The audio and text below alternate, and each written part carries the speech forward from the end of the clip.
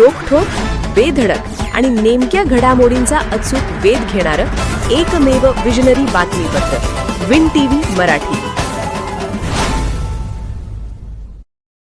कोडोली हायस्कूलवर शंतू पाटील ज्युनियर कॉलेजमध्ये विज्ञान प्रदर्शन मोठ्या उत्साहात.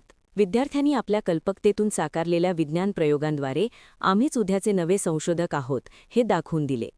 आपल्या बुद्धिचातुर्याच्या जोरावर भविष्यात देशासमोर उभ्या राहणाऱ्या विविध छोट्या मोठ्या समस्या कशा सोडवता येतील याचे प्रभावी सादरीकरण विद्यार्थ्यांनी केले. प्रायोगिक तत्वावर सौर ऊर्जा, पवन ऊर्जा, बायोगॅस यांसारख्या पर्यायी इंधन निर्मितीचे प्रकल्प तसेच वाहतूक नियंत्रण व सुरक्षिततेसंदर्भातील मॉडेल्स विद्यार्थ्यांनी साकारले. त्यांच्या संशोधन वृत्तीमधून विज्ञाननिष्ठ विचारसरणी आणि नवसर्जनाची ताकद प्रकर्षाने दिसून आली. कोडोली हायस्कूल व शंतू पाटील ज्युनियर कॉलेजमध्ये विज्ञान दिनानिमित्त आयोजित विज्ञान प्रदर्शनात 150हून अधिक उपकरणे, 300 दुर्मिळ ग्रंथ आणि 40 माहितीपूर्ण पोस्टर्स मांडण्यात आले होते. या प्रदर्शनाचे उद्घाटन पन्हाळा तालुक्याचे गटशिक्षण अधिकारी शिवाजीराव मानकर यांच्या हस्ते झाले.